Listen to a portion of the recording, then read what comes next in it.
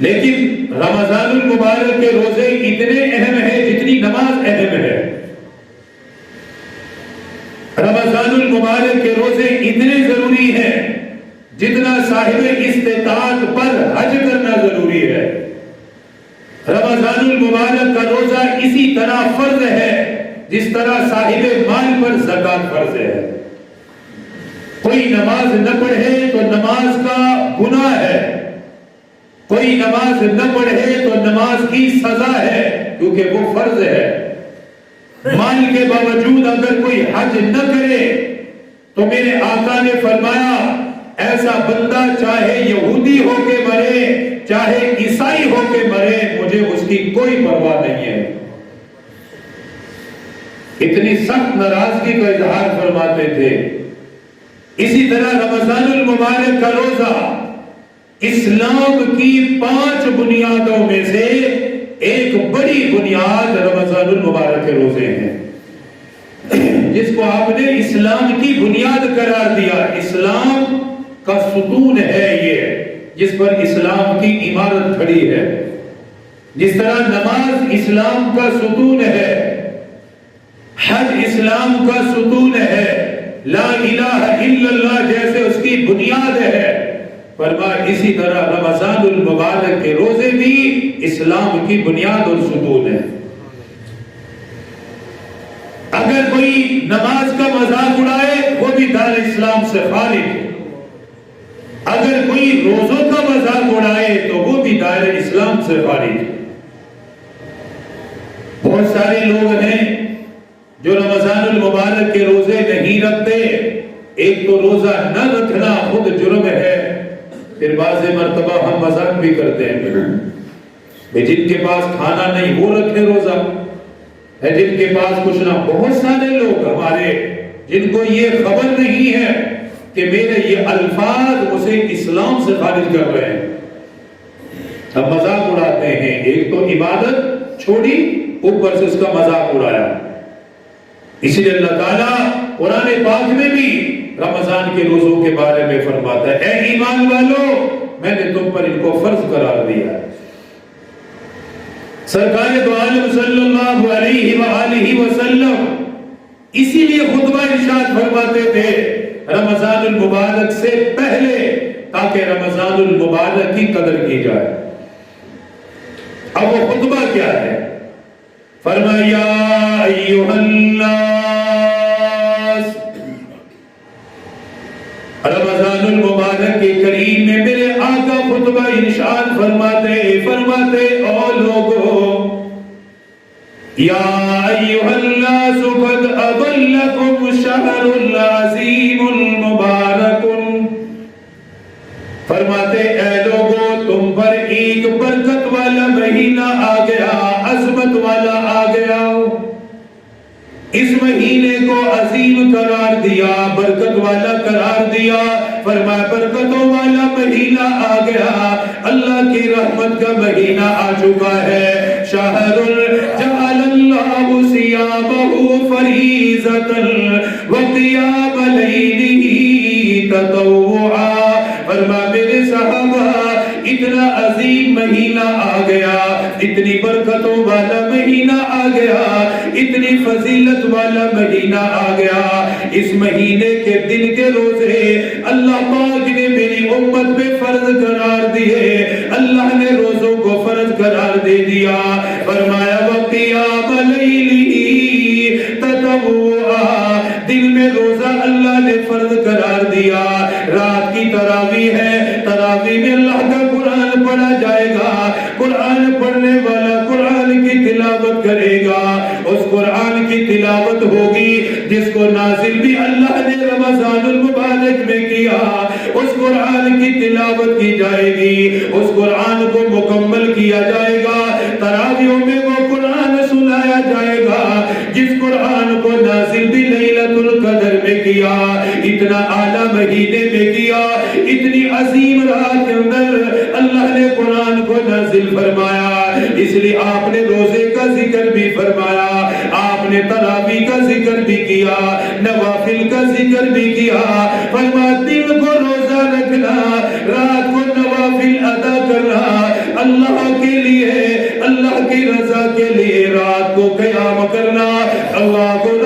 کرنے کے لیے رات کو رکوع کرنا، اللہ کو راضی کرنے کے لیے رات کو سجدہ کریں گے۔ 5 نمازیں تو فرض ہیں، وہ تو ادا کرنی ہی کرنی ہے، لیکن رمضان المبارک کی برکت سے، رمضان المبارک کی رحمت سے تراویح الگ سے ادا کی جائیں گی، یہ نفل الگ سے ادا کیے جائیں گے۔ ان میں حافظ قرآن سنائے گا، پیچھے مقتدی اللہ کا قرآن سنیں گے، قرآن کی تلاوت کو سنا جائے گا، اور جس جگہ پر قرآن پڑھا جائے اللہ کے پاک پیغمبر نے فرمایا وہ جگہ آسمان والوں کے لیے اس طرح چمکنے لگتی ہے، وہ جگہ اتنی منور ہو جاتی ہے جیسے زمین والوں کے لیے 14ویں رات کا چاند چمکتا ہے، آسمان والوں کے لیے وہ جگہ چمک رہی ہوتی ہے۔ اللہ کی طرف سے رحمتوں کا نزول ہوتا ہے، اللہ کی طرف سے سکینہ نازل ہوتی ہے، قرآن کی برکت سے آسمان کے فرشتے قرآن پڑھنے والوں کو گھیر لیتے ہیں، قرآن کی تلاوت کرنے والوں کو گھیر لیتے ہیں، کیونکہ قرآن اللہ کا عظیم کلام ہے۔ اس لیے میرے آقا نے فرمایا میرے صحابہ دل کا روزہ رکھنا، رات کی تراویح پڑھنا۔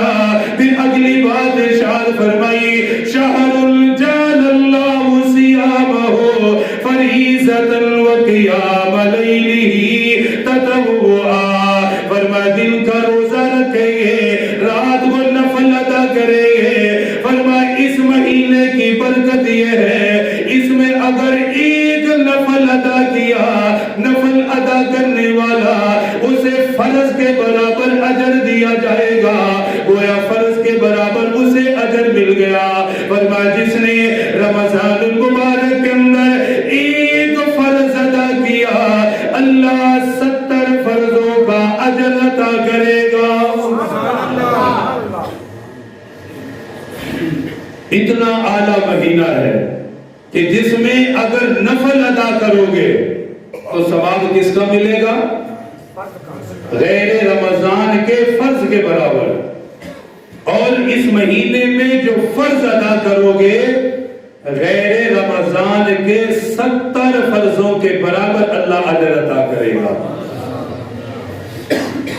یہ ترغیب دی ہے تاکہ تراویحوں کا، نوافل کا مسلمان اہتمام کرے، اسے یہ پتا ہو کہ میں کھڑا تو تراویح میں ہوں لیکن مجھے اجر فرض کے برابر مل رہا ہے۔ کتنے خوش نصیب ہوں گے وہ لوگ جنہیں اللہ قرآن سننے کی توفیق عطا کرے گا۔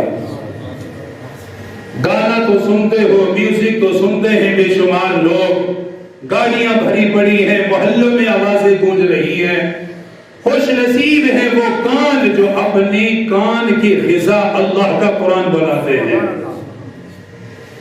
جن کے دل و دماغ میں اللہ کا قرآن اترتا ہے، اور کتنا اعلیٰ موقع ملتا ہے، قرآن سننے کا موقع ملتا ہے۔ تراویح میں حافظ قرآن پڑھے گا، پیچھے کھڑے ہو کے اللہ کا قرآن سنیں گے۔ فرمایا اتنا اعلیٰ مہینہ اگر نفل ادا کیا فرض کے برابر اللہ اجر عطا کرے گا، اگر اس مہینے میں فرض ادا کیا غیر رمضان کے 70 فرضوں کے برابر اجر ملے گا۔ پھر آگے ارشاد فرمایا وَهُوَ شَهْرُ الصَّبْرِ وَالصَّبْرُ ثَوَابُهُ الْجَنَّةُ۔ فرمایا میرے صحابہ، میرے امت والو، رمضان المبارک کا مہینہ تو صبر کا مہینہ ہے، کھانا بند ہو جائے گا، کچھ وقت کے لیے پینا بند ہو جائے گا۔ عبادات میں سب سے لمبی عبادت جس کے اندر سب سے زیادہ وقت لگتا ہے وہ حج ہے، جس کے اندر 5 دن لگتے ہیں۔ 5 دن بندہ ارکان ادا کرے گا، ارکان کے لحاظ سے سب سے زیادہ وقت حج کے اندر لگتا ہے۔ پھر حج کے بعد سب سے لمبی عبادت رمضان کا روزہ ہے، 15 گھنٹوں کا روزہ ہوگا یا 16 گھنٹے کا روزہ ہوگا۔ یہ گھنٹے عبادت کے اندر گنے جائیں گے، اجر کے اندر شمار کیے جائیں گے۔ جتنا گھنٹہ روزے سے رہا، جتنا لمبا روزہ رہا، ہر گھنٹے کا اجر ملے گا، ہر منٹ کا اجر ملے گا، ہر سیکنڈ کا اجر ملے گا۔ نماز آدمی جب گھر سے نکلا اس کا اجر شروع ہو گیا، وضو میں بھی اجر مل گیا، نماز کی حالت میں بھی اجر ملتا ہے، جب تک نماز کے انتظار میں بیٹھا رہے گا اجر ملتا رہے گا، لیکن جب مسجد سے چلا گیا نماز کو مکمل کر دیا اس کا اجر بھی مکمل ہو گیا۔ رمضان المبارک کے روزے کی برکت یہ ہے فجر کے وقت سے لکھنے والا فرشتہ لکھے گا، اجر لکھنا شروع کرے گا، غروب آفتاب تک لکھتا رہے گا، غروب آفتاب تک اجر ملتا رہے گا، کیونکہ یہ عبادت کے اندر ہے، کیونکہ اللہ کی اطاعت کے اندر ہے۔ یہ اسی طرح ہے 15-16 گھنٹے یہ اسی حال میں رہے گا جیسے نمازی نماز کی حالت میں ہوتا ہے، نمازی قیام کی حالت میں ہوتا ہے، نمازی رکوع کی حالت میں ہوتا ہے، نمازی سجدے کی حالت میں ہوتا ہے۔ ہم کہتے ہیں نماز کا رکوع ادا کر رہا ہے، نماز کا اجر مل رہا ہے، نماز کے سجدے ادا کر رہا ہے، نماز کا اجر مل رہا ہے۔ رمضان کا روزہ رکھنے والا 1 گھنٹہ اجر نہیں ملتا، 2 گھنٹے اجر نہیں ملتے، جتنا لمبا روزہ ہوگا، جتنا وقت روزے میں گزرے گا، جتنا وقت روزے میں لگے گا، یہ سارا عبادت میں لکھا جائے گا۔ گویا روزے دار کی نماز تو عبادت ہی ہے، روزے دار اپنے کام پہ جائے گا، ادھر سے دنیا کی مزدوری کرے گا، اپنے کام کاج میں مشغول ہوگا، پھر بھی عبادت کا اجر پائے گا، عبادت کا اجر ملتا رہے گا۔ گھر کی خاتون روزے کی حالت میں کھانا بنائے گی، عبادت کے اندر اجر لکھا جائے گا، عبادت کرنے والوں میں نام رہے گا۔ اس لیے میرے آقا نے فرمایا وَهُوَ شَهْرُ الصَّبْرِ وَالصَّبْرُ ثَوَابُهُ الْجَنَّةُ، فرمایا میرے صحابہ یہ صبر کرنے کا مہینہ ہے، پیاس لگے گی صبر کریں گے، بھوک لگے گی صبر کریں گے، روزے کی حالت میں صبر کیا جائے گا۔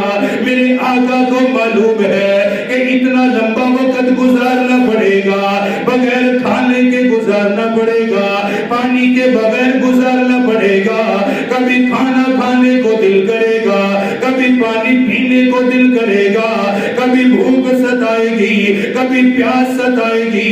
اس لیے میرے آقا نے پہلے ہی فرما دیا، فرمایا وَهُوَ شَهْرُ الصَّبْرِ، میرے صحابہ صبر کرنا، وَالصَّبْرُ ثَوَابُهُ الْجَنَّةُ، اور جس نے یہ صبر کر لیا وہ جنت کا مالک بن گیا۔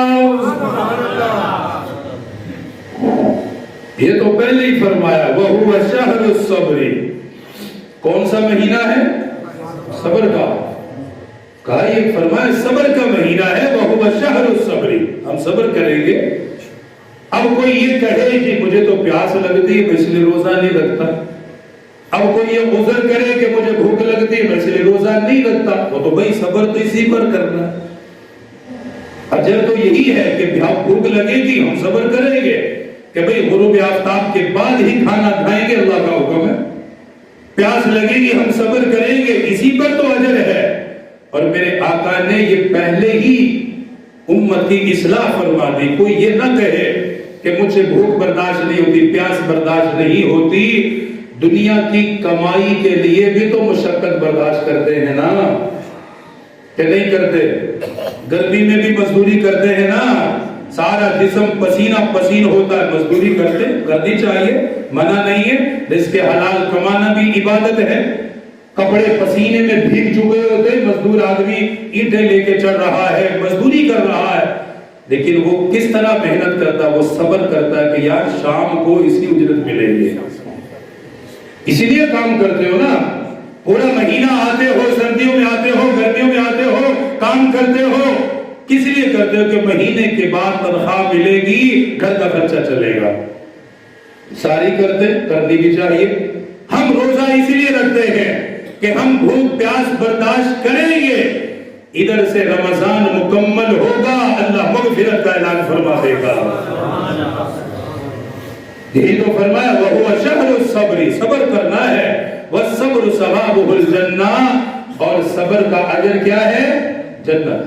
قرآن میں بھی ہے فرمایا انما یوفی الصابرون اجرهم بغیر حساب. صبر ایک ایسی چیز ہے جس کے بارے میں فرمایا اس کا اجر اللہ اتنا عطا کرتا ہے کہ بلا حساب اس کا اجر ملتا ہے، بغیر حساب ہے یہ. اس لیے فرمایا وَهُوَ شَهْرُ الصَّبْرِ وَالصَّبْرُ ثَوَابُهُ الْجَنَّةُ.